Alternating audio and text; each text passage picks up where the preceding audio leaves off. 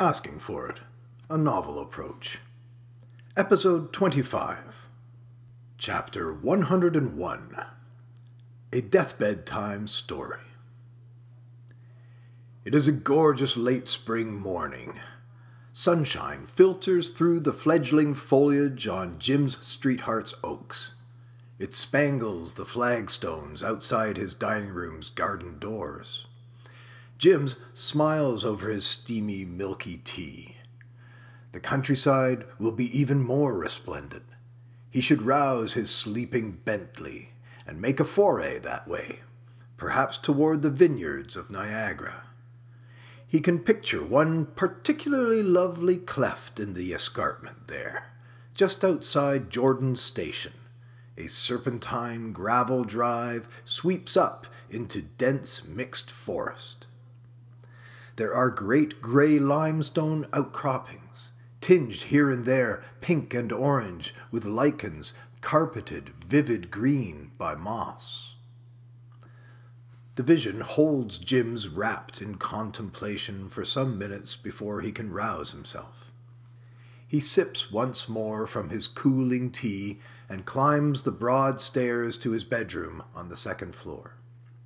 There he doffs his old dressing gown at the foot of the ancient four-poster bed, slips out of his worn sheepskin slippers, tosses his linen pajamas onto the bedclothes. Then he disappears into a large, mahogany-paneled walk-in wardrobe. When he emerges minutes later, he is dressed head to foot. A flat cap in a tweedy gray-green clashes mildly with his Burberry motoring coat, but it is his favorite. Downstairs in the garage, Jim checks that the leather cinching straps are secure over the Bentley's hood. He settles into the driver's seat, behind the little fly screen that serves for a windshield. Fondling the hemp-wrapped iron steering wheel, Jim savors a moment's ritual silence before ignition. The starter wheezes, straining to crank the venerable engine back to life. He leaves the choke in a minute while the engine warms up. With the fuel-air mixture adjusted, he checks the gauges. Selecting first gear and teasing the clutch, he eases the car out into the sunshine. Jim's did not really doubt the Bentley would start. Despite its 70-odd years of vintage and its racing pedigree, with all the engine-tuning precisions that implies, the Bentley has always been a faithful starter. An open-wheeled, open-cockpit roadster, it is of identical vintage with its sister, the luxury saloon standing grandly by in the garage's adjoining bay. This Rolls-Royce, a silver cloud, is willfully finicky in the starting department, one day needing endless encouragement, the next outright unresponsive. To voice it aloud would pain him, but Jim's has always made the typical gender assignations when it comes to the Rolls and his Bentley. His silver cloud is a diva. Lacking a chauffeur, she seems to resent the duties of human cartage utterly. What exactly is she, after all? A glorified delivery van? The Bentley, on the other hand, is all machine. It is a sports car, after all. Even stationary, its streamlined fuselage exudes the sporting pleasures such vehicles deliver on the road. When the engine has properly warmed up, its idle slightly less gruff, Jim's finally gives the motor a little revving to ensure it's ready to take the road. He rolls out from the genteel screen of evergreens at his lane's opening. On the street, he restrains himself from waving at a familiar late-model Maserati saloon. Its occupant's address might neighbor the Streetheart Manor home, but the day when they could have saluted each other's good fortune, sadly, has passed. The neighborhood has grown as anonymous as it is exclusive. Traffic on the Gardner Expressway is tortuous. The Bentley's bulletproof gearbox is a godsend. A newer vintage of sports car would have twice, even 3 times the number of gears. It would require a corresponding number of clutch-baking gear shifts in the stop-and-go traffic. A helicopter hovers above his route, and Jims can imagine the pilot's perspective. Columns of ants, movement into and out from the city's center barely perceptible. The motorist citizen's industrious struggle, to all appearances, fruitless. Well beyond the morning rush hour, approximately 7 to 11 a.m., progress on the Queen Elizabeth Way is better. Traffic dense but now moving. More than 100,000 new Torontonians have arrived in under a decade. The pressures of immigration on local migrations, the infrastructure of roadways taxed to its limit, everything trending to future gridlock. Jims draws up aside a busload of children on a field trip. Shrieks of excitement, faces beaming behind glass, even a few little hands escaping windows lowered the maximum allowable 4 inches. They salute his eccentricity. He tries to imagine how he appears to these fledgling citizens. Some of their families no doubt eschew car ownership altogether. It's not until one wishes to escape the city that an automobile is in the least practical for the average Torontonian. Jims enjoys walking the 20 minutes from his neighborhood to the city's central district. As social beings inhabiting a natural world, we thrive to the degree we honor each other and our environment. However dense the city, it remains part of the natural world. The less cars in town, the better for all involved. On this outing, Jims traverses the very heart of the country's most populous region. He's passing Hamilton now, crossing the Skyway Bridge and swinging down toward the border. At the apex of this interurban span, 150 feet above Lake Ontario, Jims needs to tuck his chin into his coat's lapels against the wind. Eastward stretches the Great Lake, bending with the blue horizon back beyond Toronto. On his right is the Hamilton Bay, westernmost reach of the lake. Beginning directly beneath him, 2 separate steel mills sprawl along the waterfront. From the waterline, the many monstrous buildings, the mountains of coke and slag, completely obscure the city itself. From the bridge, Jims can still appreciate the natural beauty that has attracted successive waves of new Hamiltonians. The Niagara Escarpment, a forested cliff face 300 feet high, sweeps through the city's midst. The inner bay sparkles darkly under the sun approaching noon. The lighter-hued shallows, known as Coote's Paradise, have great weeping willows lining their shores. All the woods and water provide a rich natural backdrop to the begrimed and maligned Steel City, sometimes referred to as the armpit of Ontario, a stinging, inelegant metaphor. Jims always winces at that crudeness. Traffic is at last moving unimpeded. Jims's Bentley rolls off the bridge's long Niagara-bound slope like a very fancy soapbox coaster, effortless in the descent. Even the oldest boy racer's heart would leap a little. Then he's past the steel mill's acrid precincts, the QEW swinging around the lake's end. From here it will run parallel to the escarpment. That mass, rapidly greening with the approach of summer, bristles the horizon for uninterrupted miles. Nearing midday, Jims is approaching his destination. He revisits last night's conversation with Maxine Castigliani.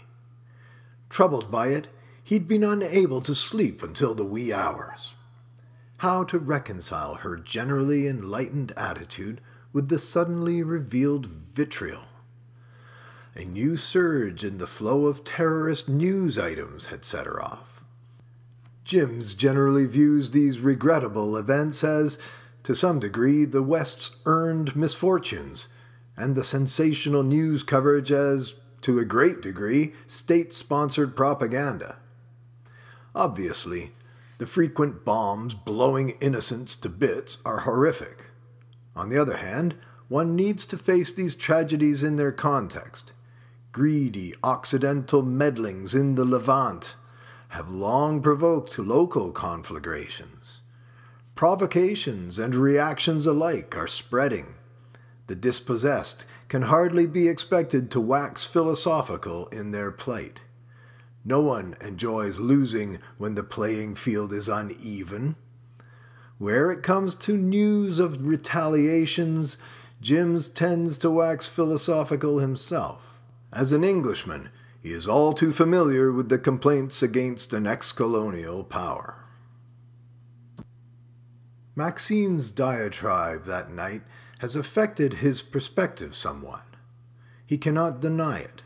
There is definitely something distressing in the percentage of recent immigrants' failures to assimilate, the resulting crime and violence, even the more strictly fiscal burdens upon social welfare networks.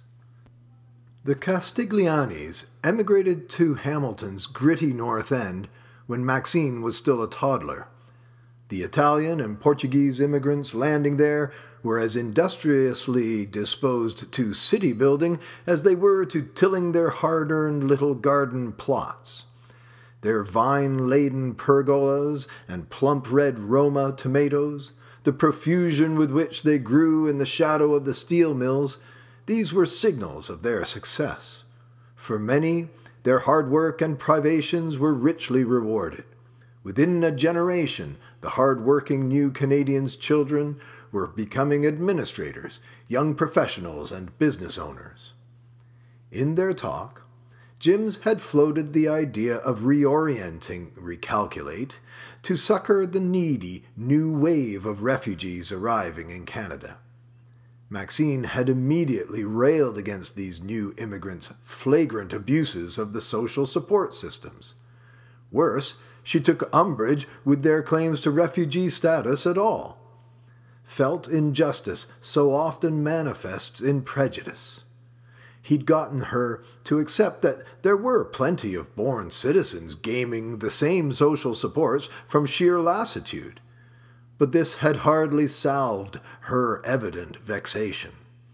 They'd ended by agreeing the work opportunities embraced by Maxine's parents' generation compared somewhat favorably with what remained to these new immigrants today.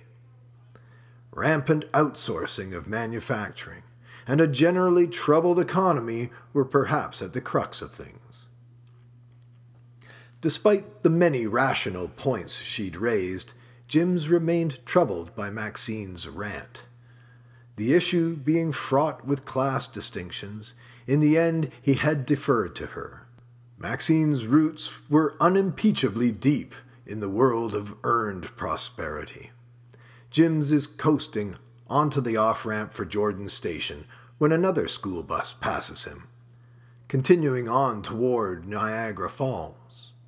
Of the many little faces pressed to the windows, one girl's toothy grin makes Jims raise a hand in jolly salute. Immediately he is passing between fields of vine. Every twist of, as yet barren, stalk resembles a bent little stick man.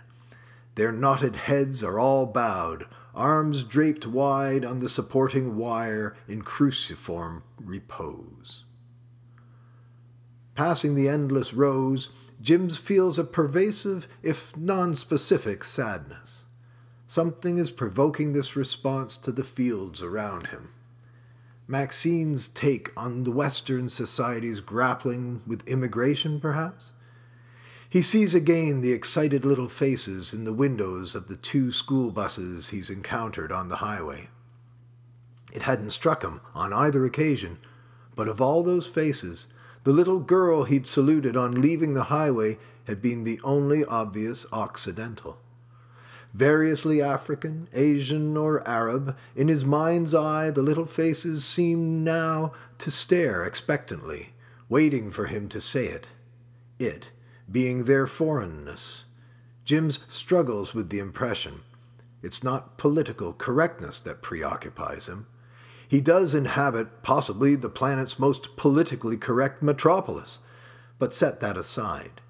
These kids are typical of school children in and around urban centers all across the country. Maxine's assertion that immigration overburdens the networks of social welfare seems to foreclose on these Canadian children's futures. Migrations of rapidly reproducing peoples, her characterization, contrast sharply with the well-fed Canadians of longer standing, granted. But they are two sides of the same country's coinage. Two more sides could be industrious, job-hungry newcomers, and Canadians presently parenting less than 2 children, but driving more than 2 cars. Obviously, statistics throw up more questions than solutions. Limit immigration and remove a potential workforce. Facilitate it, and as Maxine had put it, risk sinking the ship of the welfare state. Jims simply can't accept that last assertion at face value. What seemed to irk Maxine most was the new immigrants' putative motives and values, and the way they changed the face of Canadian citizenry. Jims is still struggling to dispel the palpable tang of racism. The vineyards extend right to the wooded front of the escarpment. Jims turns east here onto the King's Highway No. 8. 2 lanes of blacktop, far too slow to qualify as a modern highway.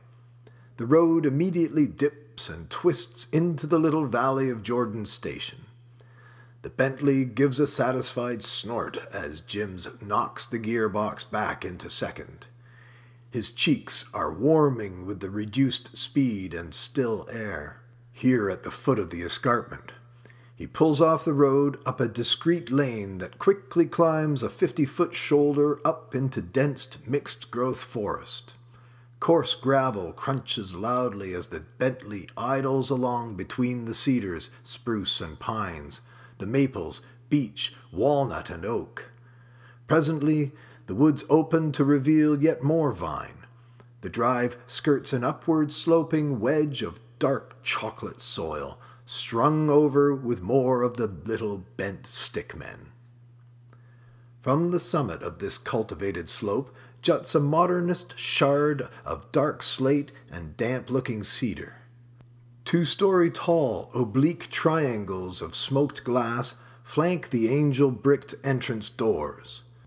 For all its modernist pretensions, the building amounts to a largish A-frame cottage, something more common among the lakes many miles north from here. Before the building is parked a little silver Alfa Romeo, a mid-60s Giulietta. For Jims, the car evokes aimless touring, twisting along sunny bluffs up above the Mediterranean. In nearly 50 years rambling, how many stories have included this little jewel? How had it come to cross the Atlantic? Jims rescued both his beloved Bentley and the Rolls from private collections where they had languished undriven for decades. This sporty compact sedan, with its red leather interior, classic spoked wheels, and sloped rear deck, has the air of a well-loved car. Doubtless it has been garaged each winter since arriving in the land of snow and ice, but not likely neglected for long come the springs. Standing companionably before a drive shed about 20 yards from the house are an ancient rust-red tractor and a flashy new orange and blue one, a Kubota, fitted with a high-tech auger. Maxine steps out from the shadowy interior of this shed. She wears crisp blue coveralls, cinched at the waist, and knee-high black rubber boots. Her sleeves are rolled up, and she sports a patterned blue cotton kerchief as a headband. "Well, good morning, Jims." "Ah, good morning, Maxine. You are a vision of pastoral elegance." "Ha! More the gentleman farmer, I should think. I've decided to take the place a little more in hand." "Well, your many talents never cease to amaze." Jims extricates himself from the Bentley's pocket of a cockpit and casts an admiring glance over the property. With some caution, he stretches his arms, shoulders, and back.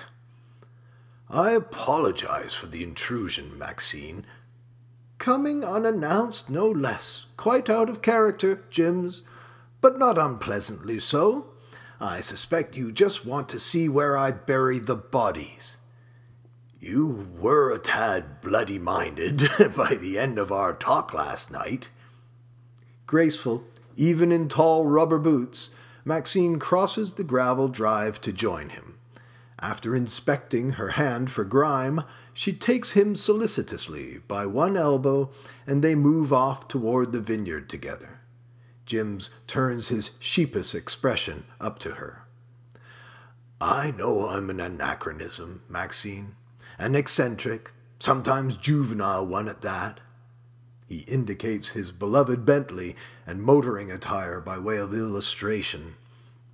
"I like to think my peccadillos are harmless, but I do wonder if I've maintained a modicum of your respect, the minimum necessary to our conspiring together successfully.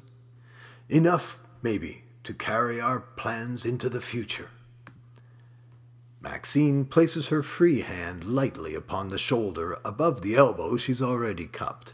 Too delicately, Jims thinks, given his good health and not so far advanced years. Leaning from her height to speak closely to his ear, she walks them down the gentle slope of recently mown lawn toward the nearest row of vines. "You want to know if I love you for more than your money? If I can keep impatience with inferiors in check while we tend to their needs? Joking aside, is there so little love left in the enterprise, Maxine?" She inspects the damp bark of a vine, lifting it tentatively, weighing its reliance on the twisted wire frame. The bark leaves black particles adhering to Maxine's pale fingertips. Rubbing thumb and fingertips together, she rolls the dark bits into little balls she then flicks into the air with a little flourish. "Jims, ultimately, where do you think we are going with our enterprise?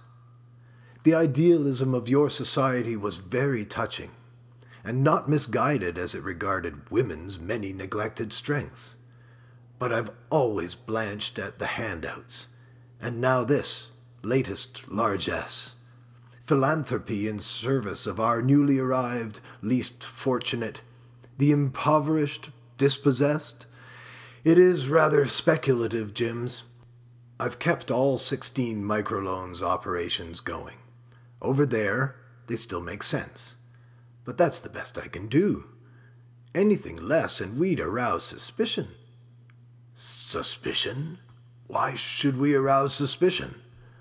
Maxine makes a small sound of annoyance while favoring one leg.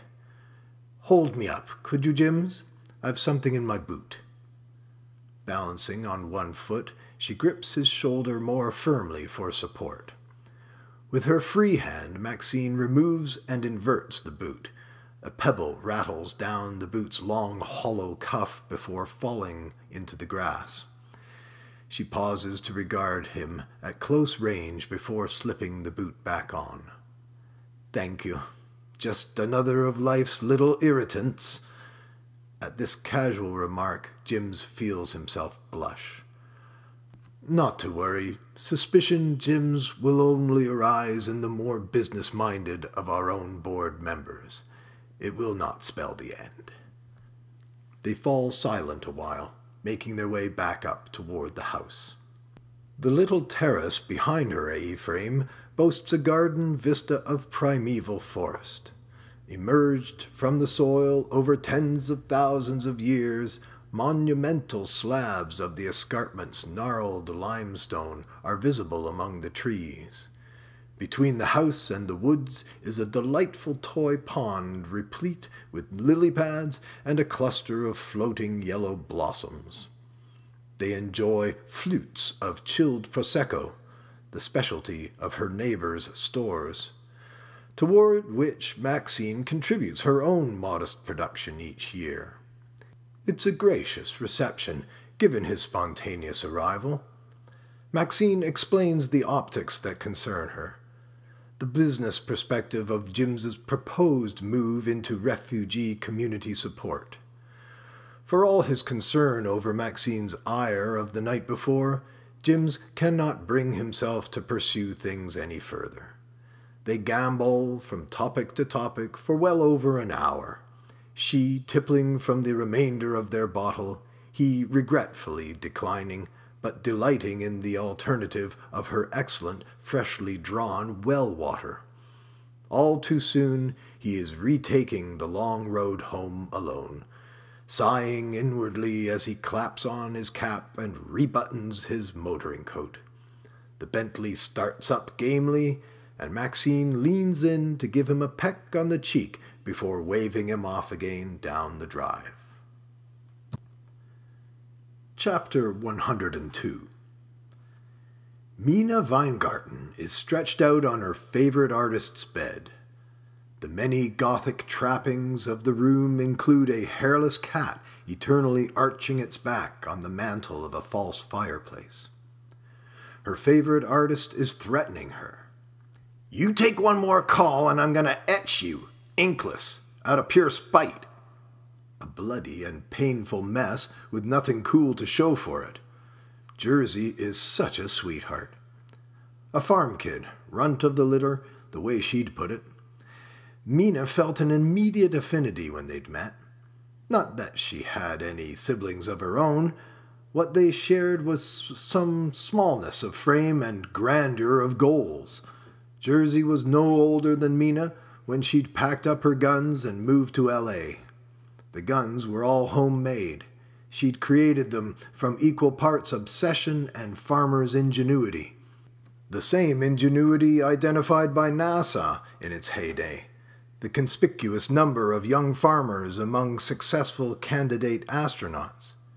If you can set a toppled tractor back upright in an open field with nothing more than a fence post and some busted block and tackle, so the thinking went, you can problem-solve your way out of a busted airlock several thousands of miles outside the Earth's atmosphere. The guns were Jersey's calling card. All across L.A. now, there are tattoo artists using her gear. She tooled one up for the guy who inks Flea of the Red Hots and several other A-list types. That pretty much made her rep. Business was already very good when the virgin Mina Weingarten came across her first tats. Centered low on Mina's belly is a line drawing of a lipstick and mascaraed kitten suggestively reclined and exposing massively engorged male genitalia. Jersey is blotting away blood from the caption. Die Antwort is yes. I'm sorry, Mr. Meekness, but I've just read Sea Grapes and Succulents. It won't be easy to convince me you need my help here. Oh, but I do. Not everything that runs through a writer's head becomes story. And where did you come by my grapes, need I ask? Which of our well-meaning mutual friends? Just curious, as it's been out of print for 20 years, and my only copy fell victim to a spilt bottle of red collected in its pages where it lay skulking under my bed many years ago. Still, be careful what you ask for, right? Just saying, if you're really asking for it, you could end up with the succulence of sour grapes this time around. Seriously, though, what's bugging you? And don't say writer's block. That's a natural condition, from what I can tell. We're lucky to escape it for minutes at a time, don't you think? Wise words, Miss Weingarten. Alas, my blocks are all self-erected and over-well accounted for. No, my taste for the grape, the hydra heads of anxiety, of alcoholism. My house has many mansions, all in decay with argument. Make of me a whack-a-mole, No more words will out. I see what you mean. Growing up the daughter of a successful film father, you can no doubt also see in me the semblance of every seedy also-ran to have knocked on Daddy's door. Hollywood's shadow side, where it falls on your doorstep, encroaches like crabgrass to pinch and pucker your lawn. Okay, cray-cray, let's say I'm buying your cry for help here, just for 1 minute. If you're so booze-addled and broken, why can I smell story coming off you like pheromones? Not story, but news. Not yet news, but for you. Jesus, is that a fucking oracle? I love it. You are one mysteriously messed up old man, ain't ya? Glad to oblige. One more, then, before I scurry back to the caves. Woman, thy name is Media.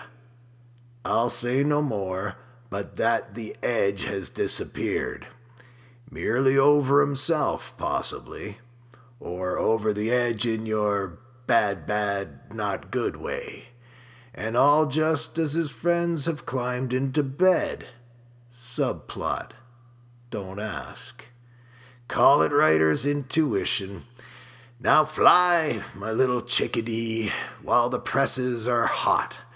Hollywood will not suffer celebrity escaping her grasp. Chapter 103. The Edge has not returned the Panamera. He remains altogether incommunicado. Michaela moves back into their room. Lance lets his rental agents know that the car's hire will require extension. At Michaela's insistence, he informs the police as well. The Edge has to be gone 72 hours before a missing persons alert can be issued. But something is up, and they both have a bad feeling about it now. Less than an hour later, news arrives that the Panamera has been found, abandoned in the middle of Josuhua Tree National Park. The keys were in it, ditto the Edge's cell. The car is undamaged. Lance makes light of things with the agent and clears his tab, including a hefty towing bill for the Panamera. The police are more interested now. They'll need to be informed of any contact with the missing ex-champion. And, surprise, surprise, they're insisting upon a real name to work with. Michaela has dragged a chair over to the window of the apartment and sits staring at the far edge of the little pool, just visible from her vantage. Her cell rings, and she answers instantly. Edgy? Mina. So it's true then. What? We've lost our edge. Oh, fuck off. I mean, I'll call you later. Mina's belly is still sore. All right, she thinks. Bitch. That's it. We're definitely going cinematic now. She's cruising her cream and gold chrome lowrider up Sunset. There is no grade, and the pedaling is easy. The usual traffic poses her no difficulties as she wheels across 3 lanes and around in a loose U-turn. Some wise guy in an old convertible Eldorado yells at her. She shakes her head, lifts her purple coffee go-cup, and indicates her Bluetooth earpiece. She's trying to recall if her father has ever mentioned a good publicist. It's only a few blocks back to Tamarind, and the place she'd tailed Michaela back to the day they first met. Inside the 2-story flop's gate, she spills a bit of coffee going over the little speed bump, but she manages to glide to a stop and flip her chain out to lock the lowrider, all while maintaining a goodly swagger. She takes a casual tour of the pool and notices the blind come down in a second-floor room. After a minute of rapping on the door, Michaela opens up and greets her with a big, lame eye roll. Mina has never seen the inside of the place. Pretty unremarkable budget accommodation. Left to herself, she strides over and flops onto the sofa. Michaela returns from the bedroom and looks at her guest sharply. "What do you want, Mina? It is Mina today, isn't it?" Mina leans over the couch back as Michaela is passing by and pokes her in the butt with her forefinger. "You! I want you to win the lottery." "The fuck are you talking about now?" Mina reclines further into the sofa, one arm still thrown over the back, and does a passable impersonation of a big-shot Hollywood producer. "L.A., L.A. La, Lady of Lost Angels. Lady Luck actually lives here, but only like 2 weeks out of the year. Catch her at home and, look, you're coming at things kind of funny. But there's no right way. You've got a few connections, and you're sitting on a mountain of story. Now, I don't know, maybe a volcano. Things could get hairy with this disappearing edge thing. He hasn't checked in, has he?" Michaela makes a sour and dismissive face in reply. "Good. I mean, as far as your story goes." "Mina, I could act all outraged. Give your silly little head a smack, maybe. But I'm guessing that would fit too well in with your fucking story fixation. I've just gone straight from one of the best days of my life into what you are helping to become one of the worst. What exactly do you want from me? Don't imagine I'll be giving you any satisfaction, but just spit it out, would you? I don't know what the fuck is going on. The edges, I don't even know. I'm tired." "One of the best? None of your goddamn business. Well, little birdie did tweet me something about mating season." "Jesus. You're really fucking asking for it.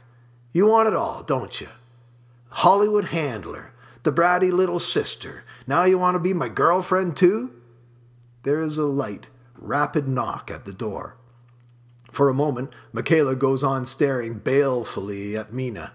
She brandishes a large black plastic clasp, sweeps her locks up in one hand and jams the thing in to hold the majority up off her neck. Finally, she looks away, pivots, and moves to the door. Before she and Lance can exchange greetings, they hear Mina from the couch. "Ah, the sly old dog himself." Michaela gives a God help me grimace and pauses, ushering him in. "Could you just hold the door a sec for me?" She doubles back to the couch, grabs Mina under the arms, and hefts her into the air. They cross the room with Mina giggling and kicking at the air. "Mina, could you give us a moment?" She asks it without irony, depositing her on the gallery walkway outside. Then she closes the door without haste or force, locks it, and turns back to Lance. When he only smiles, she closes the distance between them with a mischievous leer on her face. His butt meets the kitchen counter, and he can't retreat any further.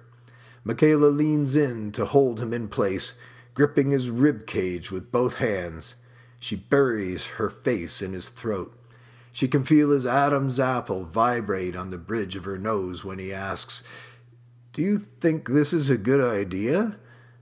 Little vixen already knows. "Don't suppose you've said anything?" "I don't really care." "Edgy? Nothing?" Lance is taking deep breaths, reveling in the smell of her hair, the heat of her as she keeps managing to snuggle in closer.